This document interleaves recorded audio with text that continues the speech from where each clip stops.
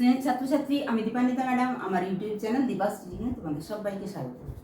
আজকে আলোচনা করব বাস্তু পরিবেশগত পিরামিড, যেটা হচ্ছে ইকোলজিক্যাল পিরামিড। তোমরা ইকোলজিক্যাল পিরামিডের ধারণা ক্লাস 10 জীববিজ্ঞানে বেশ কিছুটা পেয়েছো। এটা ওটাই পড়তে হবে। তবে এখানে তোমাদেরকে কোনো সংজ্ঞা মুখস্থ করা, যেমন বায়োমাস বা জীবভরের পিরামিড কি, শক্তির পিরামিড কি, সংখ্যার পিরামিড কি, মুখস্থ করার দরকার নেই। জাস্ট তোমাদের কনসেপ্টটা ক্লিয়ার থাকলে তোমরা যে কোনো এমসিকিউ এর উত্তর দিতে পারবে। সেমিস্টার 3 এর উদ্দেশ্যে বলছি, তোমাদের সেমিস্টার 3 এবং 4 মিলিয়ে কিন্তু ফাইনালের রেজাল্ট, অর্থাৎ 2027-এ যারা উচ্চ মাধ্যমিক পরীক্ষা দেবে তাদের জন্য কিন্তু এই ভিডিওগুলো খুবই গুরুত্বপূর্ণ।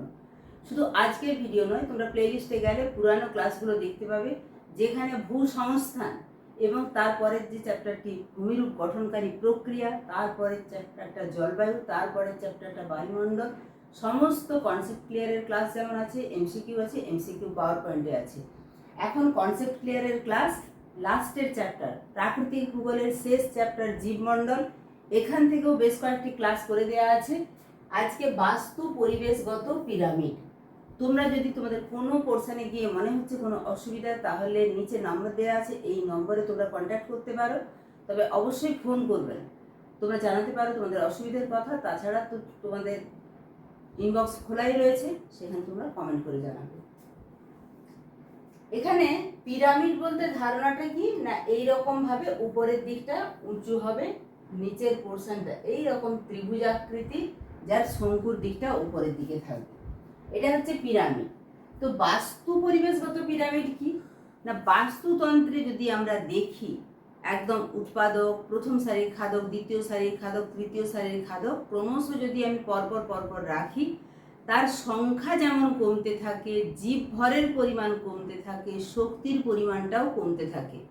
অর্থাৎ নিচে উৎপাদকের সংখ্যা এবং জীবভর সম্পূর্ণটা নিচে উৎপাদকের অনেক বেশি, শক্তির পরিমাণও বেশি, কারণ সরাসরি সৌরশক্তিকে গ্রহণ করছে সবুজ উদ্ভিদ। এই জিনিসটাই কিন্তু এই তিনটে ধাপে আলোচনা করা আছে: বায়োমাস বা জীবভরের পিরামিড, শক্তির পিরামিড এবং সংখ্যার পিরামিড। তাহলে পিরামিড, বাস্তু পরিবেশগত পিরামিডটা কি না, বিভিন্ন খাদ্য স্তরের মোট জীবভরের পরিমাণ এবং প্রথম থেকে সর্বোচ্চ খাদ্য স্তরের শক্তি প্রবাহের বৈশিষ্ট্য লক্ষ্য করলে দেখা যায়, প্রথম খাদ্য স্তর থেকে ধাপে ধাপে সর্বোচ্চ স্তর পর্যন্ত কিন্তু জীবভরের পরিমাণ, প্রজাতির সংখ্যা এবং শক্তির সরবরাহ, এই তিনটে জিনিসই ক্রমশ উপরের দিকে হ্রাস পায়।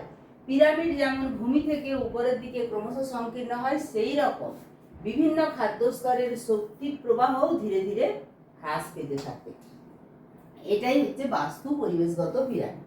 এই যে তিনটে ভাগে ভাগ করেছি, বায়োমাস বা জীবভরের পিরামিড। জীবভরের পিরামিড বলতে প্রতিটি খাদ্য স্তরে জীবভরের পরিমাণ বোঝায়, টোটাল যে জীব, যে কোনো একটি খাদ্য স্তরে সজীব বস্তুর শুষ্ক ওজন বা ভরকে বায়োমাস বা জীবভর বলে।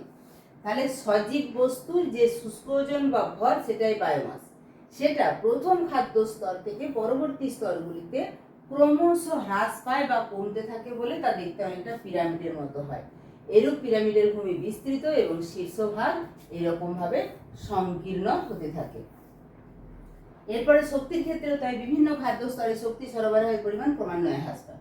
খাদ্য শৃঙ্খলের শক্তির একমুখী প্রবাহে বলতে কি না, একমুখী হচ্ছে সূর্য থেকে উৎপাদক থেকে প্রথম সারির খাদক, প্রথম সারির খাদক থেকে দ্বিতীয় সারির খাদক, এইভাবে একমুখী, দ্বিতীয় সারির খাদক থেকে তৃতীয় সারি, তৃতীয় সারি থেকে সর্বোচ্চ থেকে আবার কিন্তু সূর্যে ফিরে যায় না, ফলে রোটেশনটা এভাবে হয় না, একমুখী সূর্য থেকে আসছে সর্বোচ্চ স্তরের খাদক পর্যন্ত পৌঁছাচ্ছে।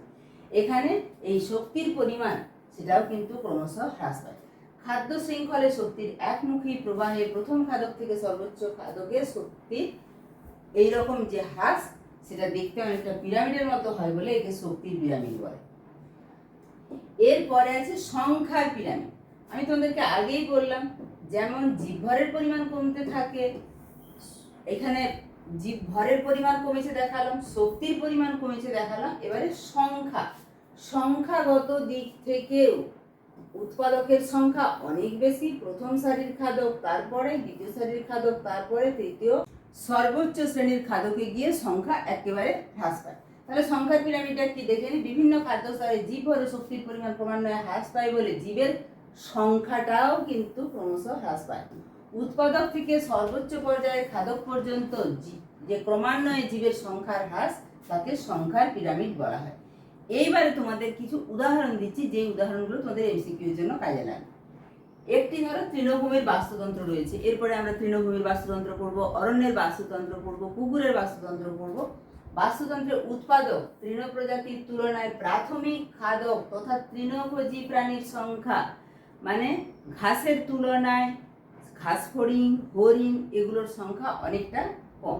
আবার তৃণভোজী প্রাণীর তুলনায় গৌণ খাদক, মানে হরিণকে যে খাবে, ঘাস ফড়িংকে যে খাবে, ধরো হরিণকে খাচ্ছে বাঘ, ঘাস ফড়িংকে খাচ্ছে ব্যাঙ, এই ব্যাঙের সংখ্যা আরো কমে যাচ্ছে। তো এই রকম ভাবে তোমাদেরকে কিন্তু উদাহরণগুলো আগেও দিয়েছি, সেটা মনে রাখতে হবে। মাংসাশী প্রাণীর সংখ্যা অপেক্ষাকৃত কম এবং মাংসাশী প্রাণীর উপর নির্ভরশীল সর্বোচ্চ পর্যায়ের খাদকের সংখ্যা কিন্তু আরো কম। তবে বৃক্ষ সমন্বিত বাস্তুতন্ত্রে পরিবেশগত পিরামিড উল্টানো পিরামিডের মতো হয়। উৎপাদক একটি বড় বৃক্ষ, দ্বিতীয় খাদ্য স্তরে অসংখ্য পরগাছা বা পরজীবী, তৃতীয় খাদ্য স্তরে পূর্বেকার পরগাছা বা পরজীবীর সংখ্যা অসংখ্য পরগাছা বা পরজীবী দেখা যায়। এখানে কোন জিনিসটা বলা হয়েছে একদম খুব ভালো করে খেয়াল করবে, অরণ্য নয় কিন্তু একটা বৃক্ষ সমন্বিত বাস্তুতন্ত্র। একটা বড় বৃক্ষ, তাকে ঘিরে যে পরিমাণ জীব বা প্রজাতি আশ্রয় নেয় বা ওই গাছটি, তার সংখ্যা কম তুলনামূলক, তাতে যে পরজীবী বা পরগাছা জন্মাচ্ছে বা সেখানে নিচে যে আগাছা জন্মাচ্ছে তার সংখ্যা কম। এবং এইরকম ভাবে যদি দেখি তাহলে এই যে গাছের যে বিস্তার সেটা অনেক বেশি, তুলনামূলকভাবে সংখ্যার দিক থেকে কিন্তু হ্রাস পাচ্ছে পরগাছা বা পরজীবী। আবার তৃতীয় খাদ্য স্তরে পূর্বেকার যে পরগাছা বা পরজীবী, অর্থাৎ তাদের উপর যে নির্ভরশীল, সেই পরগাছাগুলোর উপর যে নির্ভরশীল, তাদের সংখ্যা আরো কমে যাচ্ছে। এইটা তাহলে একটা গুরুত্বপূর্ণ এমসিকিউ, বৃক্ষ সমন্বিত বাস্তুতন্ত্রে কিন্তু উল্টানো পিরামিড দেখা যায়। তাহলে বুঝতেই পারছো এরকম ভাবে প্রত্যেকটা অংশ কিন্তু পার্টে পার্টে আলোচনা করা আছে। তাই চ্যানেলে অবশ্যই তোমরা প্রত্যেকটা ভিডিও দেখবে, চ্যানেলটা সাবস্ক্রাইব করে রাখবে। সাবস্ক্রাইব করা থাকলেও অনেক সময় নোটিফিকেশন যায় না, তাই অবশ্যই মাঝে মাঝে চ্যানেল ভিজিট করবে। তোমরা কিন্তু প্রত্যেকটা ক্লাস পাবে। তাছাড়া কোনো সমস্যা হলে অবশ্যই কমেন্ট করবে, ঠিক আছে?